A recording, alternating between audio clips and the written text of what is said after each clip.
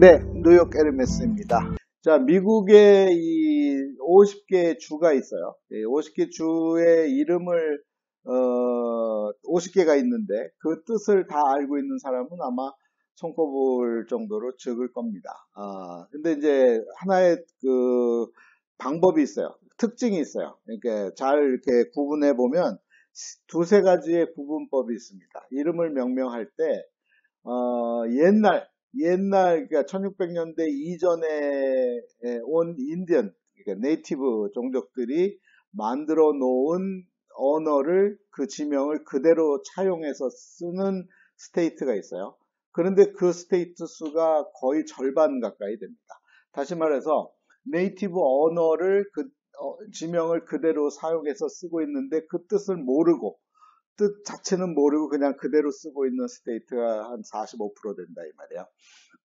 그리고 이제 나머지 또 45%는 절반 가까이는 이제 1600년대 이후에 온 사람들이 자기네 나라에 있었던 지명, 자기가 살던 곳의 지명, 또 자기가 살던 곳과 관련된 인물을 그 지명으로 스테이트의 이름으로 만든 그런 경우가 이제 1600년대 이후에 오는 특히 뉴 잉글랜드 지역에는 그런 경우가 많고요.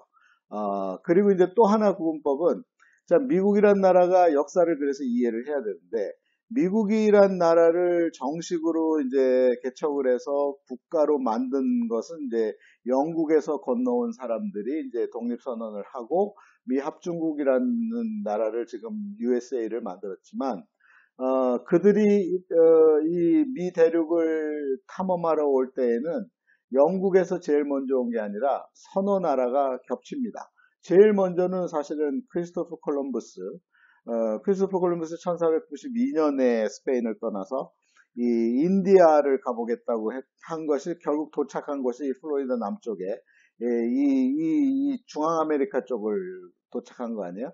그래서 이 미국 땅도 이 밑에 쪽은 스페인의 영향이 굉장히 강했습니다. 그래서 여기를 그들이 뉴 스페인이라는 이름까지도 명명을 한 적이 있어요. 나중에는 이제 다 미국이 흡수를 했지만, 그래서 뉴 스페인에 해당되는 지역의 그 주들은 스페인어의 영향이 있다는 거. 똑같은 논리로, 그 다음에 프랑스가 그 다음에 와요. 프랑스는 1525년에 처음 이 땅을 발견했단 말이에요. 그런데 프랑스는 미국 땅을 건들지 않고 이 동부 지역을 건들지 않고 쭉 올라가서 지금의 캐나다, 이 위쪽이 캐나다인데 캐나다의 이 노바스코샤를 넘어서 이 위쪽에서 내려오기 시작해요. 위쪽에서 내려오면서 미 대륙의 요 중앙 지역, 이 중부 지역을 차지합니다.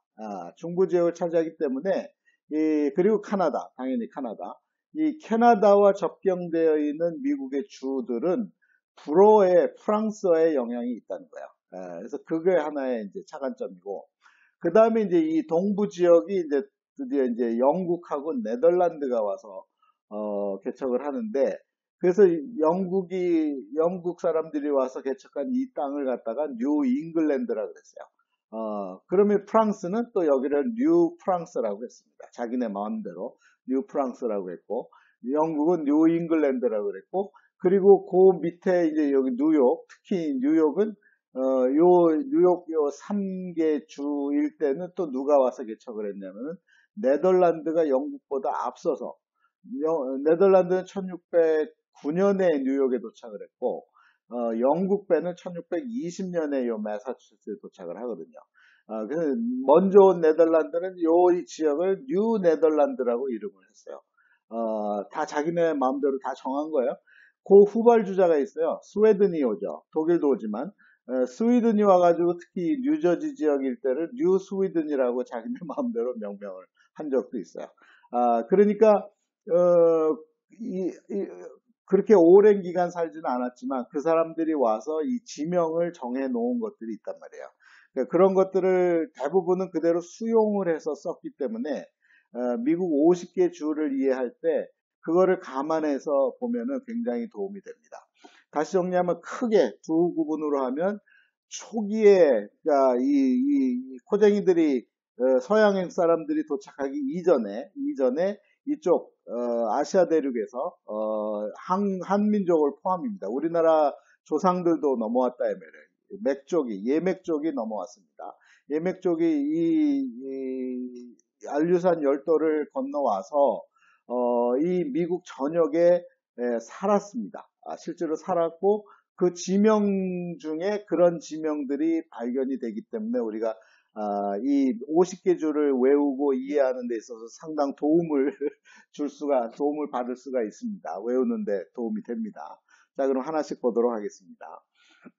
자, 위에부터 그러면 45%는 원주민이 정해놓은 이름, 또 45%는 1600년대 이후에 온 사람들이 정해놓은 이름. 그 나머지 10%는 뭔가요? 나머지 10%는 불분명한 거야. 잘 모르겠는 거야. 아무리 추적을 해도 무슨 뜻인지 모르겠다라는 게 몇 개, 한 대여섯 개 됩니다. 네다섯 개 되는데 하나하나씩 짚어가면서 하겠습니다. 그 대표적인 게 잘 모르겠다의 대표적인 게 바로 이거예요. 메인주. 제일 북쪽에 있는 동쪽 북쪽에 있는 메인주인데 추정할 수 있는 거는 이제 이 카나다 하고 접해 있기 때문에 프랑스의 영향을 받았을 거다라는 추정이 가능하기 때문에 프랑스 지명 중에 르망이 있습니다. 우리 옛날 자동차 중에 르망이 있었죠. 그 르망, 망이라고 하는 이름이 이제 영어로 쓰면 이렇게 메인으로 쓰고 발음은 망으로 발음하거든요. 그래서 프랑스 지명을 가져왔다 이렇게 보는 견해가 맞으리라고 생각하고 그 근거는 바로 옆에 있는 이 버먼트라고 하는 주도 프랑스의 베르몽이라고 하는 이제 지명이 있어요. 그래서 이제 이 베르몽을 해석하면 이제 그린 마운틴이 뜻이에요. 그린 마운틴. 그래서 이 메인주하고 버먼트는 프랑스의 이름을 따왔다 이런 생각이 됩니다. 자, 하나씩 내려와 보도록 하겠습니다. 그 밑에가 뉴햄셔가 있습니다. 뉴햄셔 NH라고 쓰죠.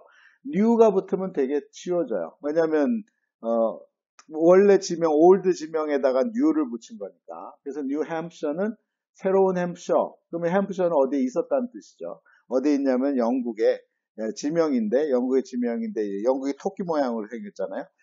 토끼 발 쪽에 엉덩이 앞에 쪽에 그쪽에 햄셔가 있습니다. 햄튼이라는 곳도 있고 그래서 그 햄셔에서 가져온 게 뉴햄셔다 이렇게 보는 거죠. 그 다음에 이제 마사추세츠는 이게 네이티브 그러니까 이쪽에서 넘어온 인디언들 그러니까 이 대륙을 넘어서 이 동부 지역까지 와서 살았던 인디언들이 어디에 집결해 살았냐면 여기 오데호 지역에 특히 뉴욕 북부 이 지역에 5개의 부족이 연합체로 살았던 기록이 있습니다. 그리고 그런 인디언들을 이제 대표적인 인디언들의 부족을 이제 언어권을 얘기할 때 일로키족이라 그래요. 이로키족이라고 하고 또 체로키족이 있습니다. 체로키족이 있고 또 이쪽 서부에 오면 여기는 아파치 헬기 들어보셨죠? 아파치족이 있습니다. 뿐만 아니라 수많은 이제 인디안 부족이 있는데 그 중에 이제 대표적으로 이 동부 지역에는 이로키 언어를 사용을 하는데 그 사람들이 지어놓은 이름이 마사추세츠예요. 마사추세츠가 그동안 뜻을 몰랐는데 그냥 그 유튜브 구글이나 이제 그 위키 등에는 뭐라고 나오냐면 마사추세츠는 Great Mountain 뭐 이런 표시가 있는데 이것을 한글로 이해하면 굉장히 쉬워집니다. 세트가 붙으면 새들이 사는 곳 이 뜻이 된단 말이에요. 라고 이제 이해를 하고 있습니다. 그래서 추가 이제 새예요. 새의 이 종류예요. 피카츄 하듯이 마사추라고 하는 새들이 살던 곳이 마사추세츠다.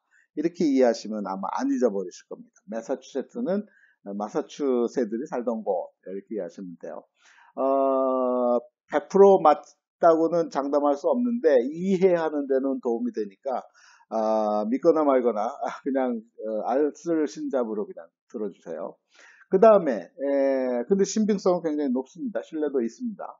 그 밑에 로드 아일랜드가 있습니다. 이 로드 아일랜드는 설이 많아요. 이것도 이제 의견이 분분한데 로드라고 하는 섬이 어디에 있냐면 이 그리스, 알렉산더 대왕이 이제, 갑자기 천하를 통일한 다음에, 점령한 다음에 갑자기 죽잖아요. 그러면서 나라가 네다섯으로 갈라질 때, 그 중에 하나가 로드예요. 로드 섬이 그래서, 이 그리스 쪽에 있는데, 그 로드 섬의 이름을 따와서 로드 아일랜드라고 하는 설이 있고, 근데 좀 너무 먼 곳의 이름을 가져왔기 때문에 그리스는 미국하고 관련이 없으니까. 또 한 쪽에서는 이제 이 동부 지역을 네덜란드가 개척을 했는데, 그래서 이 로드가 네덜란드어로 레드, 빨갛다 이런 뜻이 있대요. 그래서 빨간 섬 이렇게 해서 로드 아일랜드다 이렇게 설명하는 사람도 있으니까 알아서 선택을 하시기 바랍니다. 정답은 모릅니다. 그 다음에 그 옆에 있는 커네티컷을 이 구글에서 찾으면 정의를 찾으면 빅 리버가 있었던 곳, 큰 강이 있었던 곳이다. 큰 강이 흘러나오는 그 끝에 있는 곳이다. 이래서 이 커네티컷인데, 그래서 이거를 이 이로키 인디언들이 이제 한민족의 예맥족의 피를 갖고 있다라고 이제 생각이 되는데, 그래서 이 커네티컷을 한글로 해석하면 큰 내, 곳, 큰 내가 있는 곳, 큰 내가 있는 터에 있는 곳, 커네티컷, 커네티컷. 그래서 커네티컷 이렇게 이해하시면 안 잊어버리실 것 같아요. 그렇게 되고, 그러니까 오원하고 이제 어느 정도 일치하기 때문에 제일 큰 스테이트는 뉴욕이죠. 이 동부 지역 그 북부에서는. 뉴욕은 쉽죠. 그러니까 새로운 요크예요. 그 요크는 누구냐면은 영국의 그 당시에 듀크 요크 공작이지. 차남이지. 그러니까 나중에 왕이 됩니다. 그 요크의 이름을 따서 뉴요크가 됐습니다. 근데 이제 뉴요크 전에 뉴욕을 누가 개척했냐면 영국 사람이 개척한 게 아니라 네덜란드 사람들이 와서 개척을 했어요. 그러면서 뉴욕을 뉴 암스테르담이라고 명명을 하고, 그리고 이 자신들이 밟은 땅을 뉴 네덜란드라는 명명을 한 적이 있습니다. 근데 그거를 이제 영국이 인수합병하면서 이름을 뉴 암스테르담에서 뉴욕으로 바꿨죠. 자,